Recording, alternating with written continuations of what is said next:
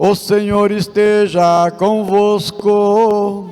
Ele está no meio de nós. Proclamação do Evangelho de Jesus Cristo segundo Lucas. Glória a vós, Senhor.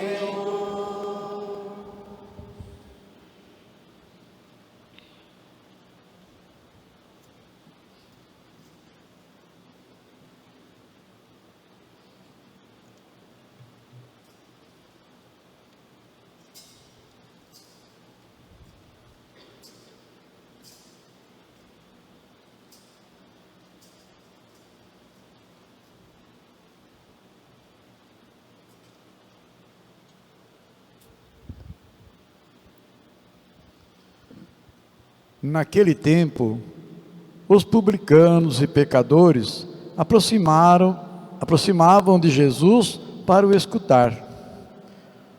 Os fariseus, porém, e os mestres da lei criticavam Jesus. Este homem acolhe os pecadores e faz refeição com eles. Então Jesus contou-lhe esta parábola.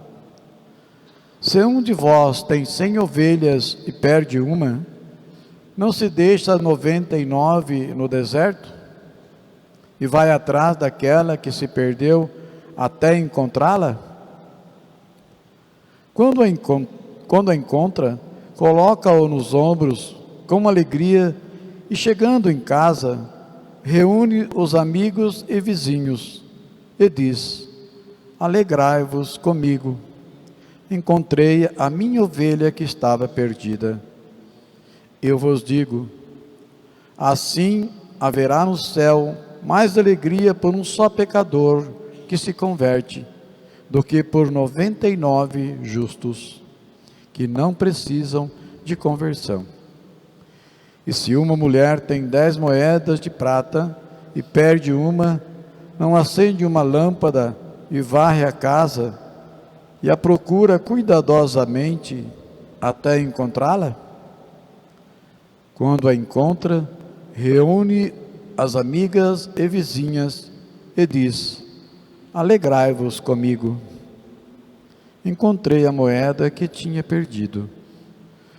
Por isso eu vos digo, haverá alegria entre os anjos de Deus por um só pecador que se converte. Palavra da salvação. Glória a vós, Senhor. Os irmãos e irmãs, então com alegria estamos celebrando mais um dia dessa nossa novena e nos preparando para grandes datas em nossa vida, na vida da nossa paróquia, né? Para celebrar os 100 anos da edificação dessa matriz, da conclusão, para celebrar a consagração deste altar, pelas mãos de nosso arcebispo Dom Moacir Silva. O tema que me foi dado hoje, dentro da carta do Papa Francisco, Desiderio Desideravi, foi um tema muito belo, muito bonito, poético até, para falar sobre a ars celebrandi, ou a arte de celebrar. E aí eu fui procurar no dicionário primeiro o que significa a palavra arte. Então, segundo o dicionário, é uma habilidade para executar algo prático ou teórico, e essa habilidade é realizada de forma consciente, controlada e racional. Então, com isso aqui, com essas 3 palavras, já dava para fazer um curso inteiro sobre liturgia. A ars celebrandi acontece sempre de maneira consciente. Nós estamos conscientes, precisamos estar conscientes do que nós celebramos aqui. Seja na liturgia da Santa Missa, seja nos outros sacramentos, seja na liturgia das horas. De maneira controlada, porque nós não celebramos de qualquer maneira. Existe um rito, existem normas a serem cumpridas. E de maneira racional. Nós precisamos usar nosso intelecto para poder celebrar, porque Deus fala na nossa inteligência. Deus fala de maneira racional. Nós precisamos dar razões da nossa fé também dentro da celebração eucarística dos outros sacramentos e da liturgia das horas, dentro da liturgia da igreja. Então o Papa Francisco, citando alguns liturgistas, e também o Papa Bento XVI disse isso em outra ocasião, a ars celebrandi a arte de celebrar não deve ser vista como um mecanismo de rubricas, né? A rubrica são as letrinhas vermelhas que nós temos no missal e nos livros de liturgia. Aquilo que nós devemos seguir. É o que manda o que o padre tem que fazer, né? Quando nós devemos abrir as mãos, quando nós devemos nos inclinar, quando deve ser feito silêncio. Então a ars celebrandi não pode acontecer como se fosse um mecanismo de rubricas, um mecanismo exterior, como se fosse uma coisa decorada. Porque é muito fácil, né? Nós podemos pegar qualquer um de vocês aqui e ensinar a celebrar a missa durante alguns dias, com certeza todos vocês aprenderiam a fazer aquilo que nós fazemos.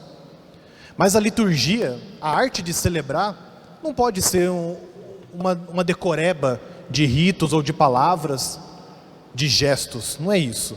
Mas também o Papa Francisco diz que não pode ser uma criatividade selvagem. Ou seja, ele diz que nós não podemos estar nos dois extremos.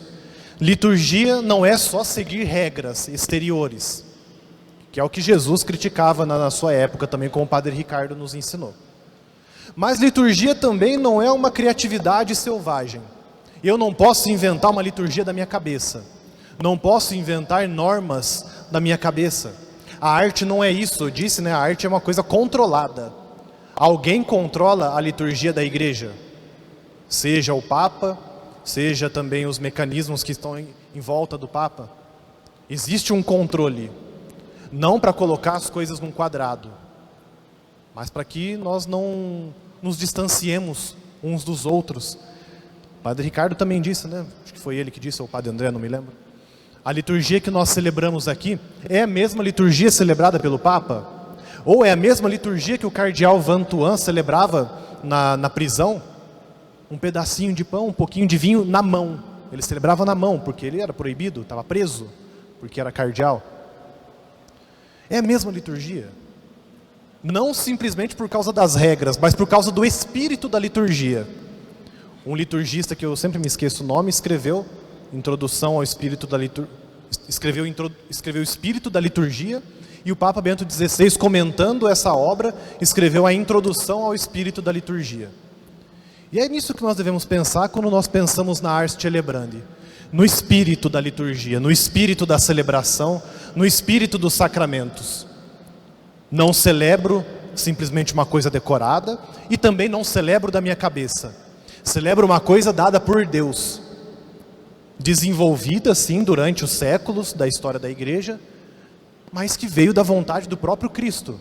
O essencial da missa são palavras de Jesus, né? Eis o meu corpo, meu sangue, tomai todos e comei, tomai todos e bebei, fazei isto em memória de mim. Ou seja, não mudem o que eu estou mandando.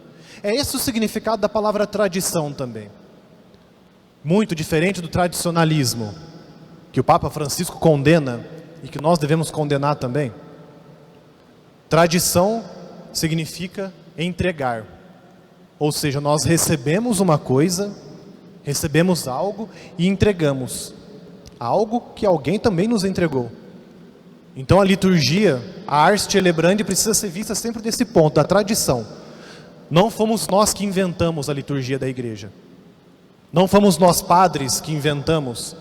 Nos foi entregue desde os apóstolos até o fim dos tempos. Nós somos os responsáveis também por celebrar bem, celebrar de maneira, digamos, artística, de maneira racional, controlada e consciente, para que os outros possam receber aquilo também que os apóstolos celebraram, para que nós não manchemos o depósito da fé, para que nós não estraguemos a beleza das coisas de Deus.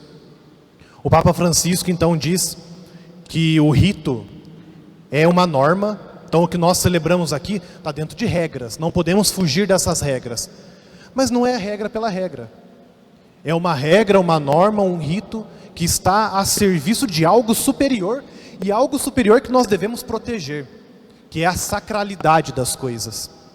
Nós padres, junto com vocês, povo, nós somos responsáveis por proteger a sacralidade daquilo que nos foi entregue, para proteger a beleza de tudo isso que nos é entregue. Por isso que nós não podemos fazer as coisas do jeito que a gente quer. Não podemos celebrar a missa de qualquer maneira, não pode ser qualquer canto, não pode ser qualquer leitura, não pode ser celebrada com qualquer roupa. Mesma coisa nos outros sacramentos. Os padrinhos de batismo não podem ser qualquer pessoa. Existe uma norma, uma regra para proteger aquilo que a igreja nos deu. Padrinhos e madrinhas de crisma, mesma coisa. Casamento, então, nem se fala, não pode ser celebrado de qualquer jeito. Os sacramentos, a nossa vida sacramental não pode ser vista como um evento social, como uma coisa que nós fazemos repetidamente, sem rezar ou sem pensar. Não pode ser dessa maneira. Precisa brotar do fundo do nosso coração. Precisa brotar da nossa experiência com Cristo. Então nós vamos somente celebrar bem a Eucaristia e os outros sacramentos, as outras liturgias, se nós temos uma experiência verdadeira de fé e de amor com Jesus. Aquilo que eu dizia para o Padre André no domingo, na segunda-feira. Ele não celebra bem porque decorou. Nós não celebramos bem a liturgia porque nós decoramos. Precisamos celebrar bem porque nós somos pessoas de fé. Porque nós temos fé naquilo que nós estamos fazendo, como o cônego Darcy disse ontem. Porque nós ficamos assombrados com aquilo que acontece nesse altar. Não é pouca coisa que acontece aqui. E uma coisa que eu me lembro, espero que eu nunca me esqueça, que Dom Fernando Mazon, bispo emérito de Piracicaba, dizia na ordenação dos meus amigos: aqui não é pouca coisa, não está acontecendo pouca coisa aqui, é grande coisa. Pode parecer pouco porque nós não somos muito bons, porque nós somos pequenos, mas o mistério é muito maior do que nós. A arte da celebração é muito maior do que nós pensamos. É mistério, é algo que nunca vai se esgotar. É algo que Deus nos revela na sua bondade, mas é algo que nunca se esgota. Nós celebramos já muitas missas, né? Desde o mais experiente aqui até o mais novinho. Quantas missas já nós celebramos, participamos? Quantas liturgias de padres diferentes, de maneiras diferentes? Mas a missa precisa ser sempre como se fosse a nossa primeira missa. E vai dizer um texto muito bonito, que o padre celebre a sua missa como se fosse a primeira, como se fosse a única e como se fosse a última missa. Se eu não me engano foi Santa Teresa de Calcutá que disse isso. Deve ser assim para todos nós. Esse mistério, o mistério que acontece nesse altar, o mistério que acontece através das mãos e das palavras desses homens, não pode se esgotar nunca na nossa vida. Nós precisamos proteger essa sacralidade. Não é nossa, é confiada a nós, por Deus, é de Deus. Então nós não mudamos coisas de Deus, né? Papa Francisco também diz que para nós termos uma boa arte celebrandi, é necessário então compreensão daquilo que nós fazemos. Por quê? Porque o mistério que acontece aqui, esse mistério inesgotável, esse mistério não pode ser uma coisa distante, não pode ser uma coisa exterior da nossa vida, não pode ser uma coisa abstrata. O mistério que acontece aqui é concreto, precisa tocar a nossa vida, precisa tocar o íntimo do nosso coração, precisa tocar a nossa alma e precisa mudar a nossa vida. Se nós participamos da Eucaristia e não temos a nossa vida mudada, nós estamos só esquentando o banco, ou nós estamos só repetindo palavras, repetindo ritos, e essas palavras e ritos se tornam estéreis, não mudam a vida. Precisam mudar a nossa vida, porque a arte celebrandi só tem efeito, só é efetiva, só é eficaz porque vem do Espírito Santo, porque está unida ao Espírito Santo. E é uma coisa muito bonita também que o Papa nos diz, não é um improviso, não podemos celebrar de qualquer maneira. A equipe de canto não pode vir cantar sem ensaio, os leitores não podem vir ler sem ensaio, os padres não podem fazer a homilia de improviso de qualquer jeito, vocês não podem estar aqui na missa de qualquer jeito, precisa ter uma preparação anterior. Como que nós saímos de casa para celebrar a missa? Uma coisa que eu lembro que meus pais sempre falavam, nós não podemos sair de casa para celebrar a missa em pé de guerra, por exemplo, em discussão, em briga. Não podemos sair de casa para celebrar de qualquer jeito.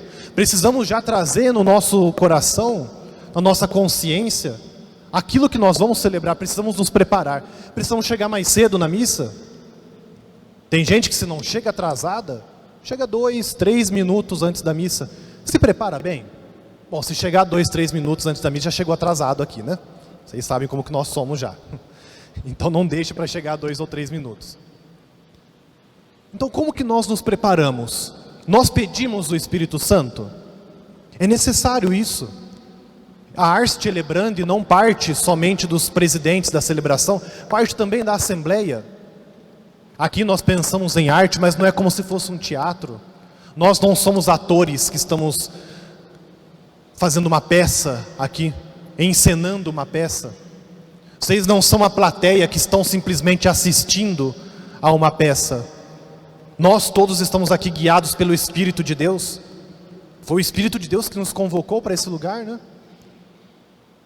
É Jesus que nos reúne, nós estamos reunidos no amor de Cristo. Então, para isso também é necessário disciplina e obediência. Não podemos inventar, não podemos improvisar, não podemos celebrar de qualquer jeito. Precisamos celebrar com o nosso coração unido ao Senhor, unido ao Espírito Santo. O Papa também nos ensina sobre o silêncio. O silêncio dentro da celebração, antes da celebração e após a celebração. Como é necessário o silêncio no nosso mundo de hoje. Como nós fugimos às vezes do silêncio.